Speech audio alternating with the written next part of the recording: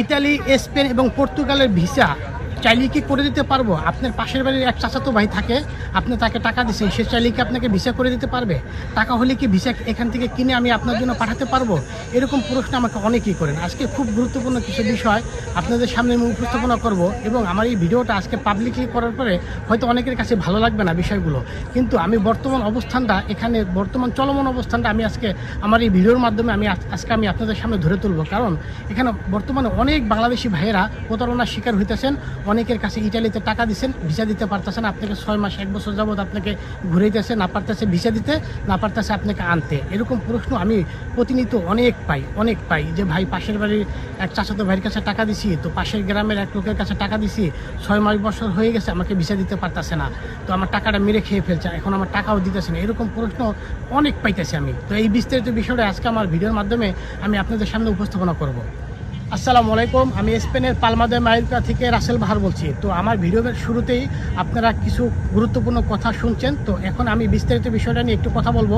কারণ এরকম প্রশ্ন আমি বর্তমানে খুব পাইতেছি, এবং আমাদের অনেক বাংলাদেশি ভাইয়েরা প্রতারণার শিকার হইতেছেন।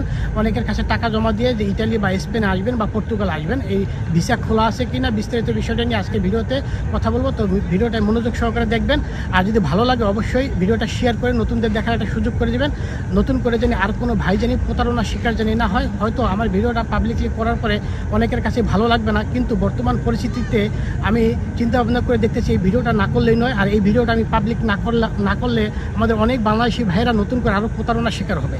তো দেখেন, শুরুতে আমি একটা কথা বলি, আপনারা অনেকে ভুল করে থাকেন যে ইটালিতে আসে বা স্পেনে আসে আমাকে ভিসা দিতে পারবে, অথবা পর্তুগাল আসে আমি টাকা দিলে বুঝে আমাকে নিয়ে দিতে পারবে। এরকম ভুলটা আপনারা অনেক বেশি করেন।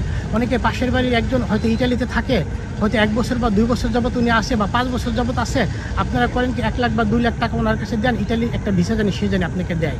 এই আপনাদের একটা মারাত্মক ভুল এখানে। কেননা আপনি ইটালি বা স্পেন থাকলেই যে আপনাকে যে ভিসা দিতে পারবে, বিষয়টা কিন্তু এরকম না। লোক আনার মতো সক্ষমতা কিন্তু এখানে কিন্তু সবাই নাই, শতকরা 1জন লোকের আছে। শতকরা 1জন লোকের, একজন বাংলাদেশ থেকে একজন লোক আনার মতো সক্ষমতা আছে। তবে এখানেই হচ্ছে আপনারা বড় ভুলটা করেন, কেননা আপনারা না বুঝে টাকা দিয়ে দেন যে ইটালিতে আসে সে বোধহয় আমাকে নিয়ে নিতে পারবে। বিষয়টা কিন্তু এরকম না। ইটালি থাকলেই যে আপনাকে একটা ভিসা দিয়ে সে আনতে পারবে, বিষয়টা এরকম না। বা স্পেনে থাকলেই যে আপনাকে একটা ভিসা দিতে পারবে, বিষয়টা কিন্তু এরকম না।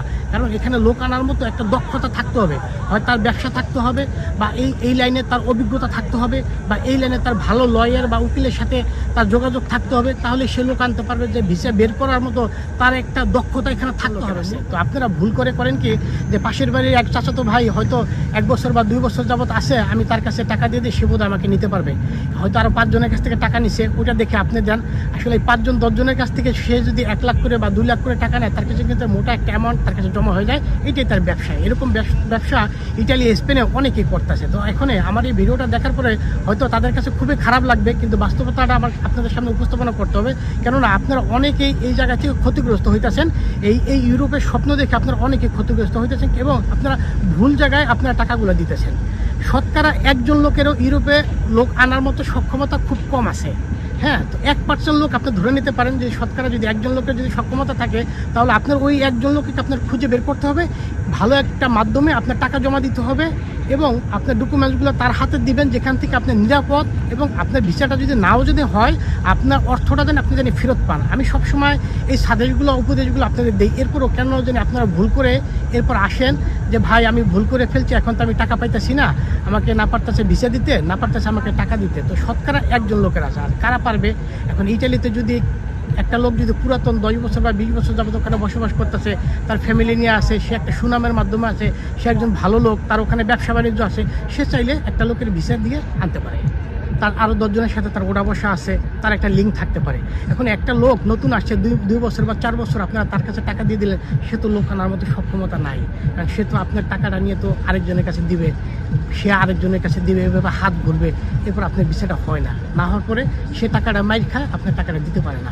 এখান থেকে আপনাদের একটা সমস্যা আপনারা সম্মুখীন হন, এবং আপনারা খুব ক্ষতিগ্রস্ত হন। তারপরে আপনারা করেন কি, অপরিচিত লোকের মাধ্যমে আপনারা 2 লাখ 4 লাখ টাকা দেন। এরকম আমি অনেক নিউজ আছে আমার কাছে, মিডিল ইস্টে থেকে অনেক ভাইয়েরা আমাকে মেসেজ করেন। আর আমার ভিডিওটা সবচেয়ে বেশি মিডিল ইস্টে থেকে দেখেন, আপনাদের অসংখ্য ধন্যবাদ।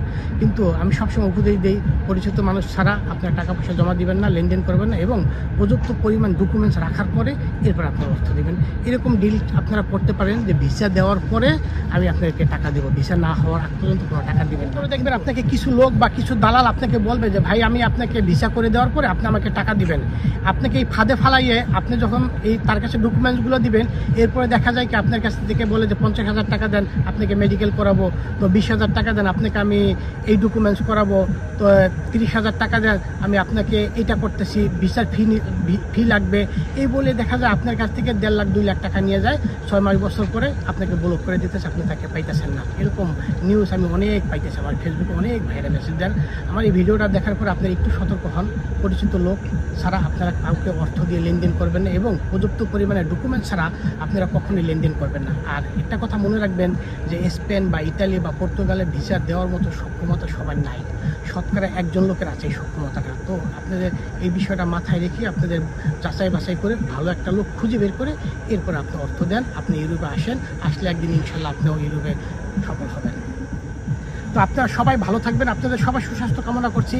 আর যদি ভালো লাগে অবশ্যই ভিডিওটা শেয়ার করে দিবেন, আর যদি ভালো লাগে পেজটা ফলো করে রাখতে পারেন। ইউরোপের সকল ধরনের তথ্য আমার এই পেজে ভিডিও দেওয়া আছে, আপনারা যে কোনো বিষয় যদি আপনার জানার থাকে, আমি আশা করি আমার যদি ইতিপূর্বে যে ভিডিওগুলো আপলোড করা আছে ফেসবুকে, আপনি যদি 2 থেকে 3টা ভিডিও যদি দেখেন তাহলে ইউরোপের বিষয়ে আপনি অনেক কিছু জানতে পারবেন।